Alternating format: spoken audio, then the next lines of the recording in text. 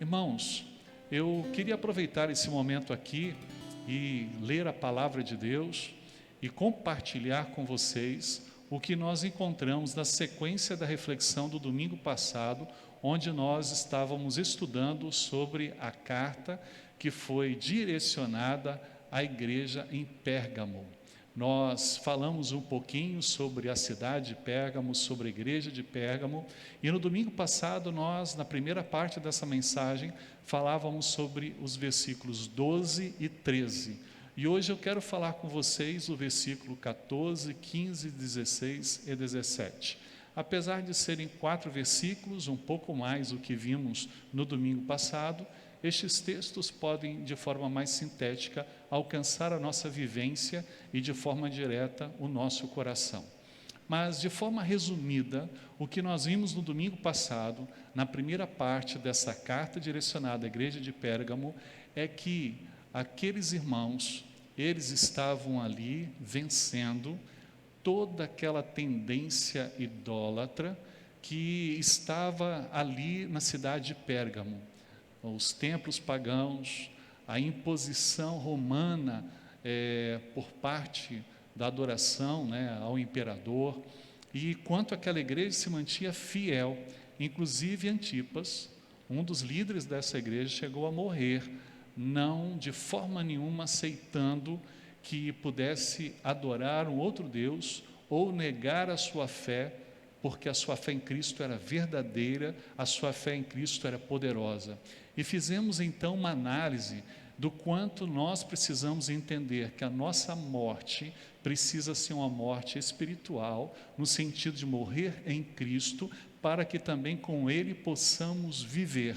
Então, no domingo passado, nós dissemos que era impossível, e eu volto a reafirmar isso, é impossível só crer em Cristo, nós precisamos também viver esse Cristo, e para viver Cristo, nós precisamos eliminar o nosso eu, e precisamos encarnar Cristo em nós também, porque é exatamente esse elemento que naquela época, doutrinador, gnosticamente, estava presente ali também na cidade de Pérgamo. Então, o que nós precisamos entender é que, se Cristo é a cabeça da igreja e nós o seu corpo, e estendendo ao mundo de hoje como referência da presença de Deus, Deus só pode ser visto nos dias de hoje de forma visível, clara, concreta, através dos seus servos. Então, para que isso ocorra, eu preciso abdicar do meu eu preciso eliminar o meu eu, para que Cristo passe a dominar, a dirigir, a estar à frente da minha vida. Se eu não fizer isso, eu vou continuar o tempo todo tentando me salvar, e eu vou sabotar a presença de Deus em mim. Então, o que Deus espera de mim e de você? Que nós possamos o tempo todo viver esse Cristo, ser a referência visível de Deus no mundo de hoje. E para isso, eu e você precisamos a cada dia mortificar o nosso eu e nos encher de Deus, porque da mesma forma que Jesus conseguiu unir a sua estrutura física e também espiritual, nós, como servos do Senhor e alcançados pelo sangue de Cristo, também podemos unir a nossa condição física e também a nossa condição espiritual. A Bíblia diz que nós somos templos do Espírito Santo de Deus, morada de Deus. Então, nós precisamos configurar isso. Deus está no controle absoluto da nossa vida, da nossa vivência. Amém? Então, a segunda parte para hoje, nós encontramos em Apocalipse, capítulo 2, a partir do versículo de número 14, que diz exatamente assim. Apocalipse, capítulo 2, a partir do verso 14. Entretanto, tenho algumas coisas contra ti, porque tens aí os que seguem a doutrina de Balaão, que ensinou Balaque a fazer os filhos de Israel pecarem, induzindo-os a comer das coisas sacrificadas a ídolos e a se prostituírem. Assim também tem alguns que de igual modo seguem a doutrina dos nicolaítas. Portanto, arrepende-te. Vamos pegar esses 2 primeiros versículos, o versículo 14 e o versículo 15, para podermos chegar a essa fase inicial do versículo 16. O texto no versículo 14 fala que Deus, ele sabia aonde a igreja de Pérgamo estava situada, aonde eles habitavam. Deus sabia da realidade que eles enfrentavam a cada dia. E é importante que a gente saiba que Deus não apenas olhava para a igreja de Pérgamo, via isso, mas também Deus olha para mim e para você e sabe o que nós enfrentamos, aonde nós estamos situados. Agora, ele levanta a partir desta carta à igreja de Pérgamo que, entretanto, havia algumas coisas que estavam acontecendo que precisavam ser tratadas. E aí então ele começa a dizer nesse versículo 14: eu tenho algumas coisas contra ti. Há algumas coisas que precisam ser ajustadas na vida de vocês. Há algumas coisas que precisam ser trabalhadas na história de vocês. Há algumas coisas que vocês estão fazendo e que estão deixando em falha. E ele segue na segunda parte do versículo 14: porque tens aí os que seguem a doutrina de Balaão, que ensinou Balaão o que fazer aos filhos de Israel, e ele ensinou isso a Balaque, para poderem pecar, conduzindo-os a comer das coisas sacrificadas a ídolos e a se prostituírem. Nós encontramos lá em Números, e aí você pode ver depois com mais tempo, capítulo 22 até 25, o momento em que isso ocorre, e como o povo de Israel, através da tribo de Judá, estava prevalecendo contra os moabitas, e então Balaque, ele procura Balaão para poder fazer com que Deus amaldiçoasse o povo de Judá, para que o povo ali, os moabitas, pudessem prevalecer, pudessem desenvolver o poder bélico ou até mesmo o seu exército sobre o seu povo, sobre aquele exército ali. Mas, claro, Deus havia dado bênção a esse povo, Deus havia concedido a sua palavra que o povo de Israel seria abençoado. Então Deus não tem duas palavras, e por isso a palavra diz que nós também não podemos ter duas palavras. Nós precisamos dizer sim, sempre sim, para as coisas que são sim, e não e sempre não para as coisas que são não. Nós não podemos fazer, como diz o livro de Tiago, usar a nossa língua para abençoar e amaldiçoar. Então Deus, como perfeito, como justo, como Deus santo, ele não podia voltar atrás, e por 3 vezes Balaque procura Balaão para poder ali encontrar uma forma de seduzir, de destruir o exército de Israel. E é interessante que ele recebe um conselho, e esse conselho é dirigido às mulheres, uma delas em especial, líder ali do povo, da família de Midian, né? Essas mulheres moabitas, elas chegam a seduzir, a buscar ali em Peor a condição de atrair alguns desses soldados para si. E esses soldados, eles começam meio que a enamorar-se com essas mulheres, e também nesse processo eles acabam vivenciando uma experiência de comer as coisas sacrificadas aos deuses pagãos, e principalmente a Baal. E é interessante que esse povo ali não se dá conta do que eles estavam vivendo e do que eles deveriam viver. E eles então se perdem nessa condição. Estavam ali para viver a defesa do seu povo, mas por algum tempo que passaram ali, aquelas mulheres foram seduzindo ao povo e levando estes homens a poderem viver uma idolatria e uma prostituição.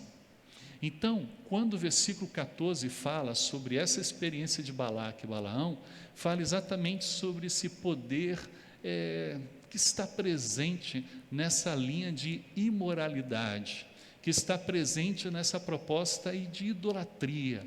O povo, ele estava sendo um povo bem visto para fora, na manutenção da sua fidelidade a um único Deus, e não aos deuses pagãos ou a vários deuses, não aceitavam prestar cultos a outros deuses, eram fiéis na proposta de servir apenas Deus, mas para dentro da igreja, eles estavam vivendo um empodrecimento, eles estavam falhando, havia insinuações, haviam projetos e perspectivas que estavam ali aceitando o que não apenas estava presente no conselho de Balaão e Balaque, mas também aos nicolaítas, que, vamos assim dizer, eram súditos, eram pessoas que acreditavam na visão gnóstica, no ensino de Balaão, eram como se fossem discípulos de Balaão nesse sentido. Então, o que eles acreditavam? Que a carne não servia para nada, então eles poderiam fazer o que fosse, porque o corpo seria eliminado, e com isso todos os seus pecados, todas as suas imoralidades. Mas a igreja de Pérgamo, haviam falhas nesse contexto, haviam ações de enamoramentos, haviam pessoas que estavam ali se sentando e comendo coisas oferecidas a outros deuses. Eles não cultuavam esses deuses, mas eles eram coniventes, eles eram passivos a isso.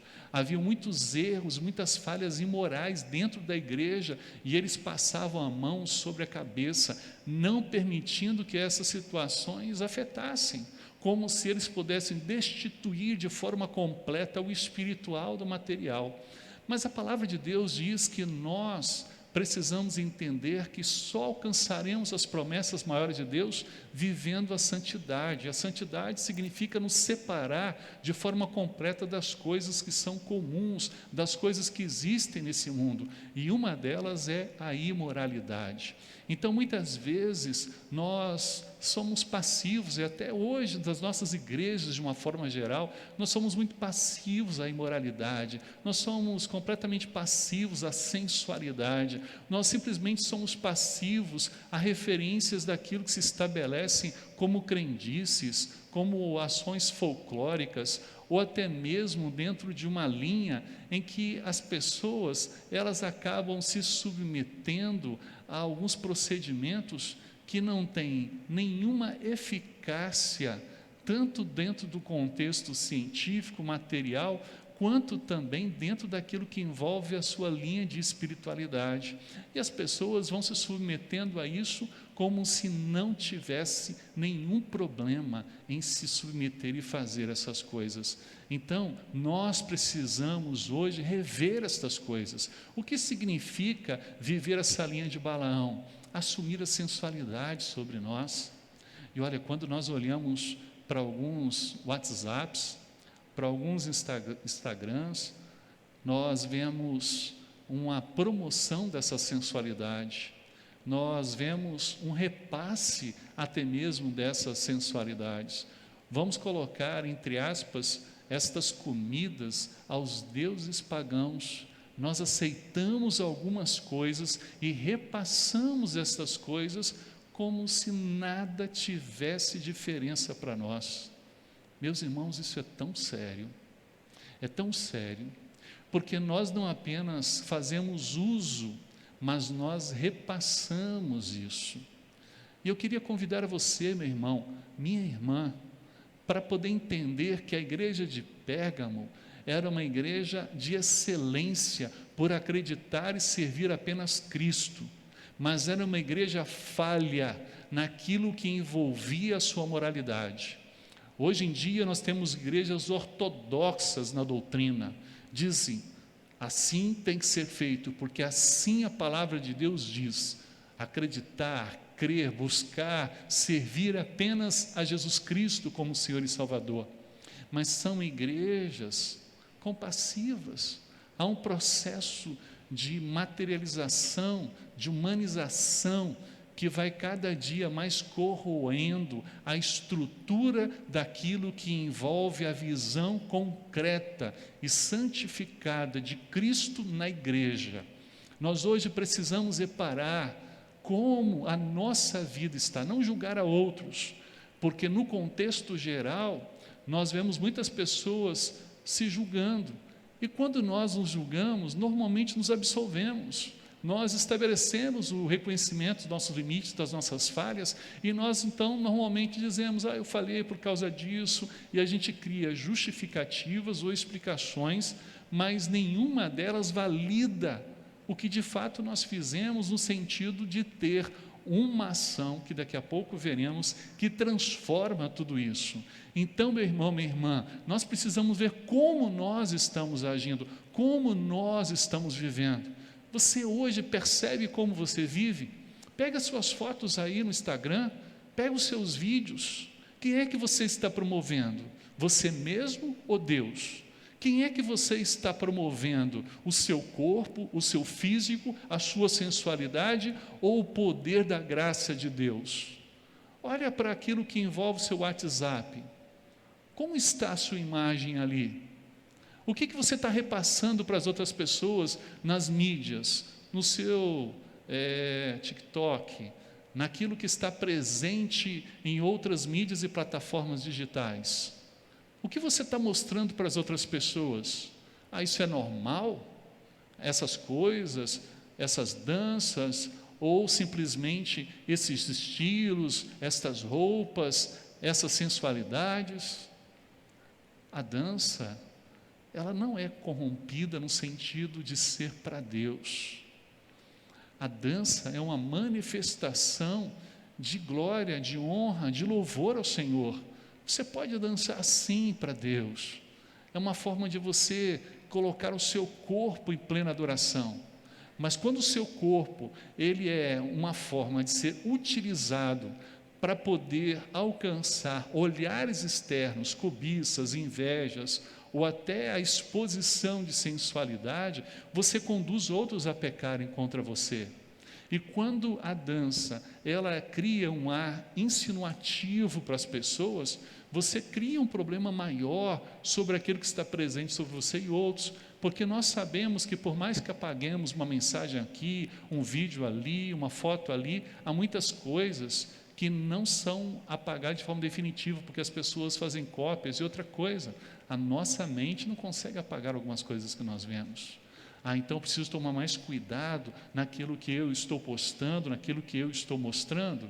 Não só isso, você precisa dissipar, desprender destas coisas na sua vida.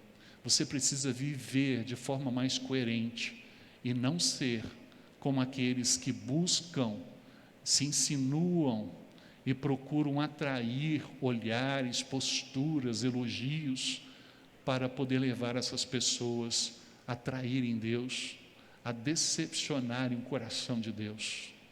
Você talvez possa ser uma dessas mulheres moabitas, ou um destes homens, entre aspas, moabitas, que tem levado outros a pecarem, a comerem, a usufruírem, a se alimentarem de coisas que não são saudáveis e que não glorificam e exaltam ao Senhor. Por isso esse versículo 14 e esse versículo 15 retratam exatamente isso. Por isso o versículo 16 começa dizendo: portanto, arrepende-te. Essa expressão no original é completamente, abstenha-se daquilo que você está fazendo, do caminho pelo qual você está indo. Esse arrependimento aqui é um enojamento de alma, é nunca mais querer fazer isso, é deixar de fazer agora e não repetir nunca mais, pela consciência que você passa a ter do conhecimento desta palavra e do propósito de Deus para a sua vida. Arrepende-te, deixa de lado isso, nunca mais pratique essas coisas. Pastor, você está dizendo então para eu poder fechar o meu Instagram, meu TikTok, meu WhatsApp? Não, eu estou pedindo a você para poder demonstrar Cristo na sua forma de ser e na sua forma de viver, para que você possa testificar com grandeza o nome do nosso Deus. Então eu tenho que colocar, ao invés da minha foto, um versículo bíblico? Não, você pode colocar a sua foto, não há nenhum problema quanto a isso, mas tome cuidado com a foto que você está colocando, toma cuidado com as postagens que você está fazendo ou que você está repassando. Pergunte: isso glorifica a Deus? Isso exalta a Deus? Isso que eu estou escrevendo, isso que eu estou repassando, tem oportunidade de mostrar o amor de Deus? Porque se a resposta for não para essas perguntas, essa resposta já vai invalidar qualquer atitude sua de postar ou de repassar postagens. Você consegue entender o que eu estou dizendo? O arrependimento é dizer, eu tenho consciência do que Deus espera de mim e eu não quero desonrar mais o Senhor na minha vida. Daqui para frente, o meu procedimento será diferente. O povo ali em Pérgamo precisava entender que não era só crer em Jesus e ser disposto a morrer por Jesus, assumindo a sua forma de servir apenas a Deus, o único Senhor dos céus e da terra, mas de viver isso na sua própria carne. O apóstolo Paulo, como eu disse domingo, ele dizia, eu enfrento isso o tempo todo, as tentações, as provações, não é fácil, a carne luta contra o Espírito o tempo todo. Meus irmãos, nós vivemos essa luta o tempo todo, e a gente precisa se manter forte, nós precisamos nos manter seguros nesse caminhar diante de Deus e com Deus. Nós não podemos retroceder, a cada dia essa luta vai continuar até o momento que a gente estiver junto com o Senhor nos céus. Então, nós não podemos dizer, agora que eu me converti, que eu já tenho um pouco mais de conhecimento da palavra. Quanto mais conhecimento, mais responsabilidade. E é exatamente isso que eu e você precisamos fazer e viver, meus irmãos. Nós não podemos simplesmente ser passivos às coisas que estão acontecendo. Não dá. Há situações que nós somos até piores do que os incrédulos, porque às vezes nós esbanjamos, nós fazemos muito mais do que as pessoas fazem. Tome cuidado, arrepende-te. Foi essa palavra à igreja de Pérgamo, arrepende-te, muda a tua vida, sai da onde você está, perceba que você está num poço de lama, que tudo que você está vivendo é vaidade, essas coisas vão te levar a nada. Busque o Senhor, tema o Senhor, procure viver conforme a palavra do Senhor. E aí no versículo 16 ele continua dizendo, se não te arrependeres, logo verei contra ti e lutarei contra eles com a espada da minha boca. Se você não se arrepender, meu irmão, a palavra de Deus, veja, a palavra de Deus, essa espada que sai da boca, essa é a palavra de Deus, a revelação direta de Deus, como falamos no domingo passado, ela te constituirá e te julgará. Lembra? A espada de dois gumes, ela não estabelece a possibilidade de mistura, ela separa de forma total. Não dá para misturar meia espiritualidade com espiritualidade, não há como misturar a imoralidade com espiritualidade. Ou nós somos de Cristo e vivemos para Cristo, ou nós não somos de Cristo, não temos como viver com Cristo. E isso nós precisamos reaprender através da própria palavra de Deus, lendo, estudando, crendo e procurando aplicá-la. Nós, como batistas, nós dizemos que a palavra de Deus é a nossa única regra de fé e prática. Mas quantos de nós temos sido conduzidos por tantas outras coisas?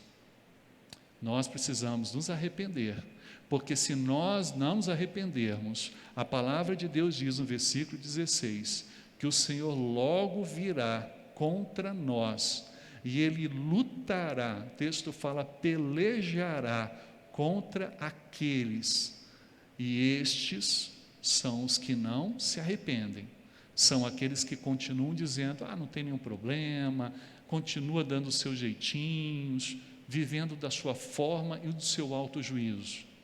Contra essas pessoas, o conselho é, muda logo a sua vida, muda agora a sua vida, porque se você não mudar logo, vai haver oportunidade para poder gerar separação. A palavra de Deus virá contra você. Isso significa que você vai morrer?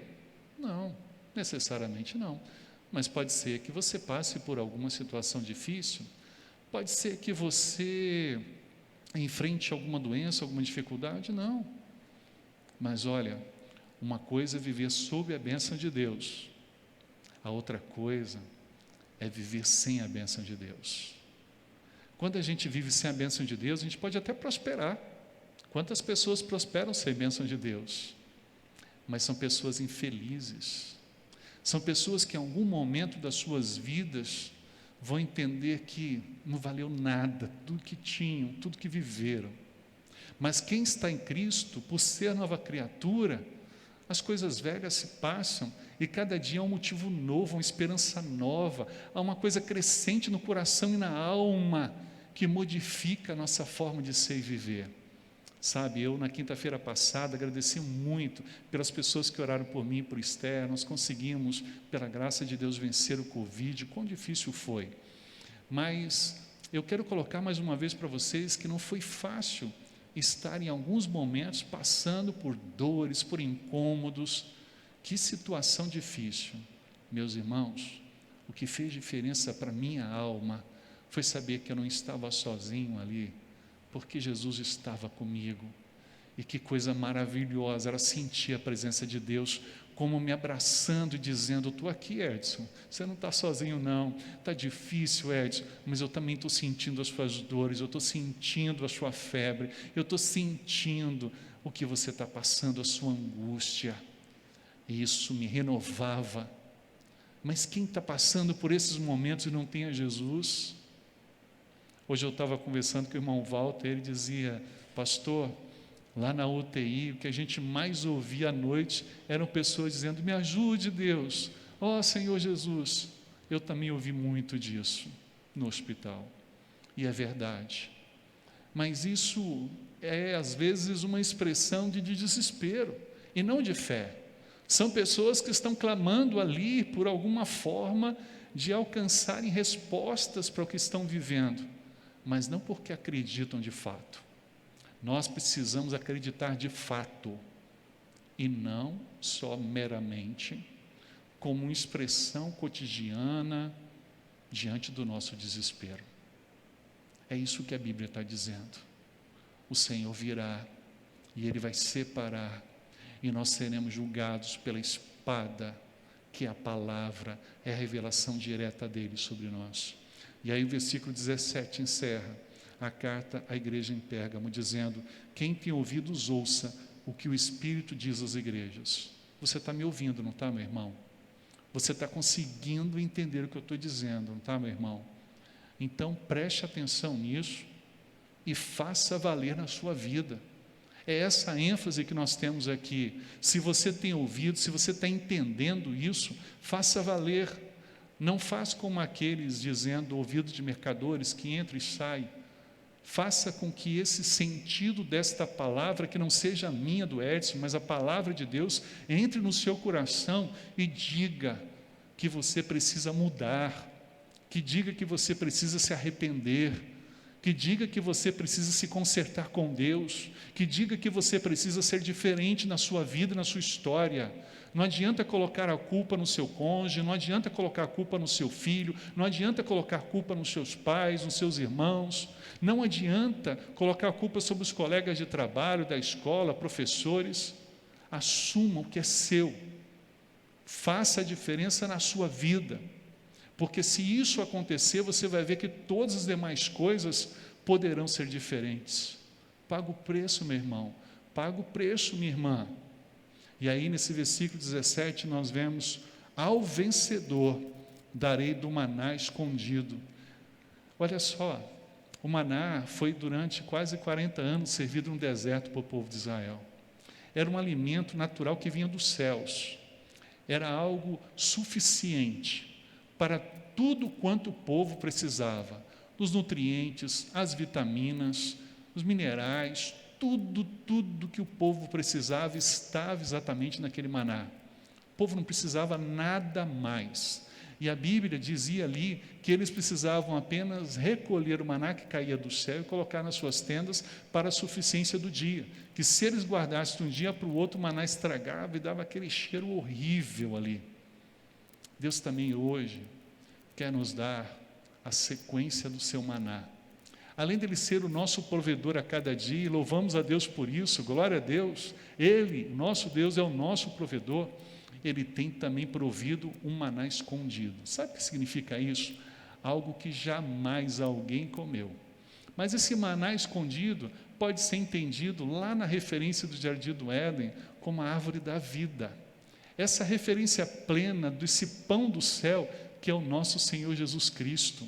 Esse maná escondido é essa referência de provisão eterna, completa, e que nós, ao termos e absorvermos e ingerirmos, nos alimentarmos, nós nunca mais teremos fome, porque Ele tem tudo o que nós precisamos, não apenas para o nosso corpo diante dos desertos da nossa vida, mas para toda a eternidade através de Cristo Jesus. E aí, o versículo continua dizendo: ao vencedor darei do maná escondido e uma pedra branca.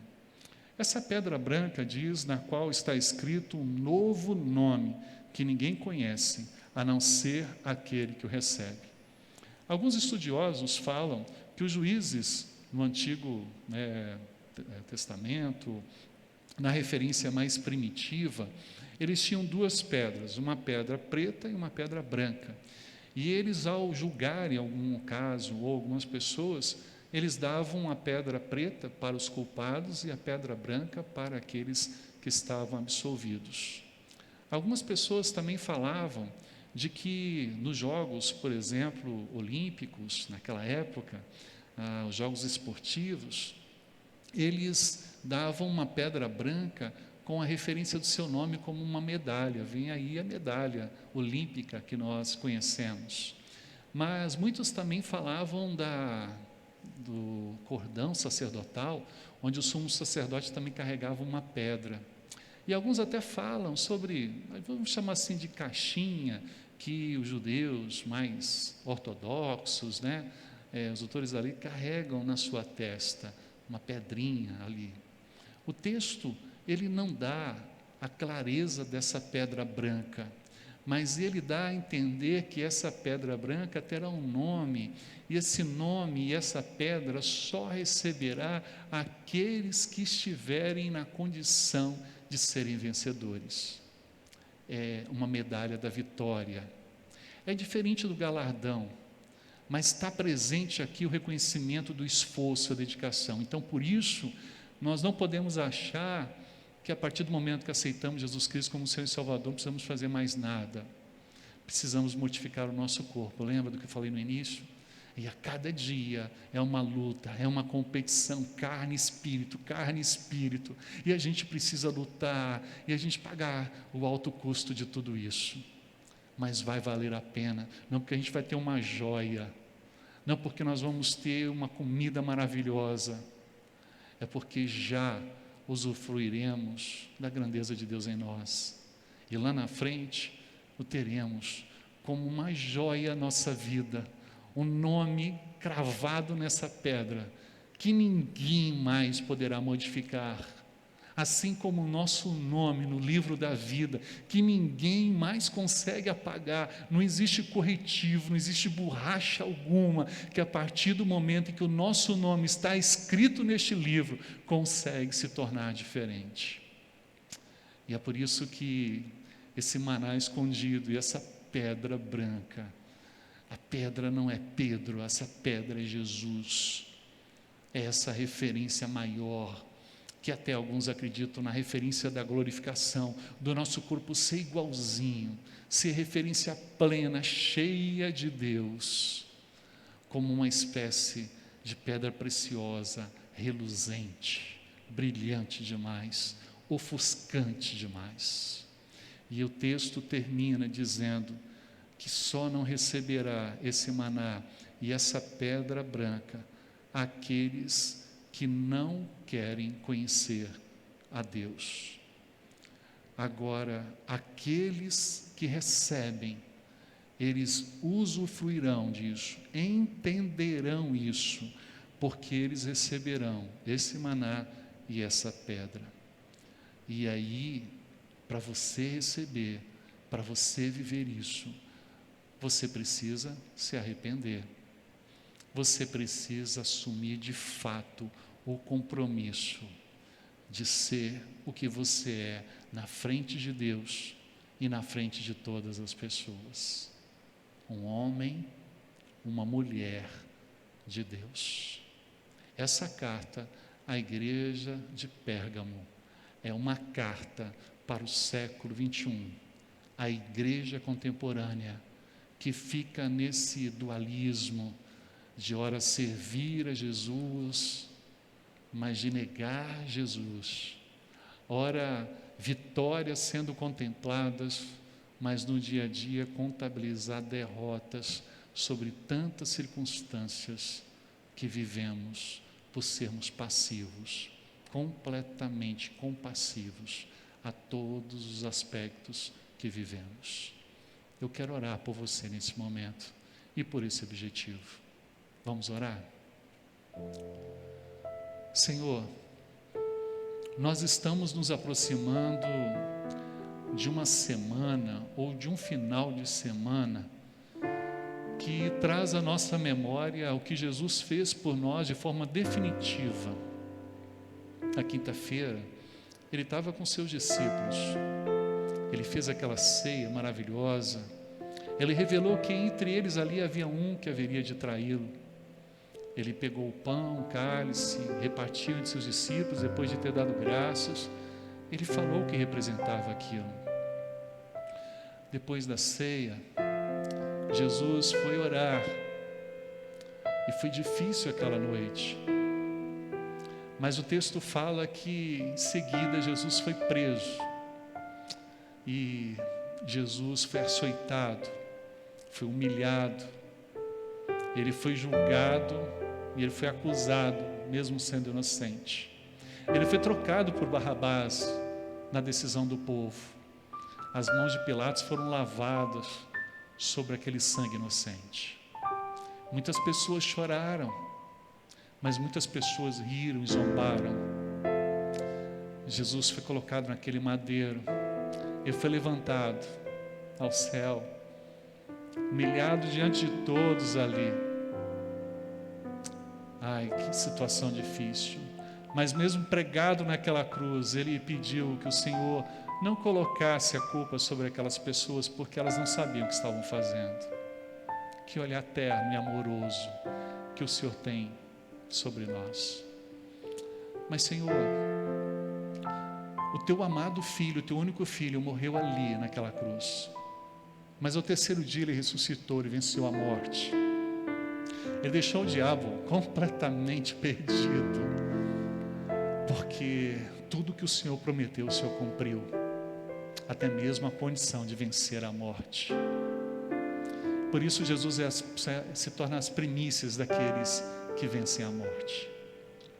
Pai, nesse tempo, nós, através dessa palavra que acabamos de ouvir, de refletir, precisamos nos encarnar plenamente em Cristo. Precisamos ser templos do Senhor, morada do Senhor, e não ter a compreensão, o hábito de continuar manifestando quem somos, o que fazemos, o que pensamos por nós. Nós precisamos, ó Deus, assumir o Senhor na nossa mente, no nosso coração, na nossa vida, o Senhor sendo visível em tudo que eu sou, em tudo que eu faço. Por isso, Senhor, nós não queremos ser como a igreja de Pérgamo, uma igreja de Cristo para fora, que serve apenas um Deus para fora, mas também ser uma igreja para dentro, onde nós somos e queremos continuar sendo fiéis, procurando viver de forma digna, sem extrema ou sem alguma sensualidade, sem atrair o olhar das pessoas para a inveja ou a cobiça, sem chamar atenção pelo que temos, mas chamar atenção pelo que somos em Cristo. Somos filhos do Senhor e queremos chamar a atenção para que as pessoas possam ver o Senhor em nós e nunca nós mesmos. Por isso, nesta ocasião, Pai, nós nos arrependemos da forma covarde, da forma ineficaz, da forma insensível, dualística que vivemos até aqui. Nós queremos, ó Deus, assumir uma só fé, sermos parte de um só rebanho, de servirmos um só pastor. Nós queremos neste tempo valorizar a morte de Cristo na cruz por nós e o valor dessa morte para a nossa eternidade. Nós queremos pedir perdão ao Senhor e nos arrepender com todo o nosso coração, para sermos um contigo, Pai, assim como o Senhor é com Cristo Jesus. Nós queremos ser um só, Pai, um só. Nos ajude a ser assim e a viver assim, porque nós não queremos caminhar nas orientações de Balaão, a Balaque, nós não queremos caminhar como os nicolaítas, nós queremos ser cristãos verdadeiros, que morrem com Cristo e ressuscitam com Ele, e que vivem uma vida em Cristo, negando cada dia o seu próprio eu, tomando cada dia a sua cruz e seguindo Jesus. Nós queremos nesta noite, desde já, contemplar a honra de um dia, e só saberá isso quem vencer, quem chegar lá, de comer esse maná escondido e de alcançar essa pedra branca, reluzente, esplendorosa. Trata o nosso coração, Pai. Aqueles que nessa noite precisam de conversão, aceite os seus corações para que eles se convertam de todos os seus pecados, se convertam de toda a sua maldade e vivam para o Senhor. Aqueles que precisam de reconciliação, Pai, ajude-os nesse momento, receba com sinceridade os seus corações.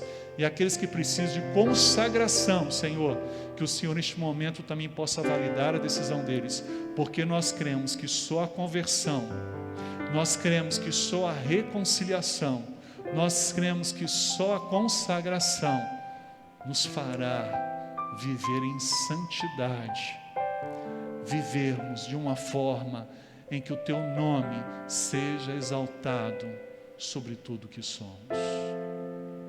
Receba a nossa oração, Pai, no nome de Jesus. Amém. Amém.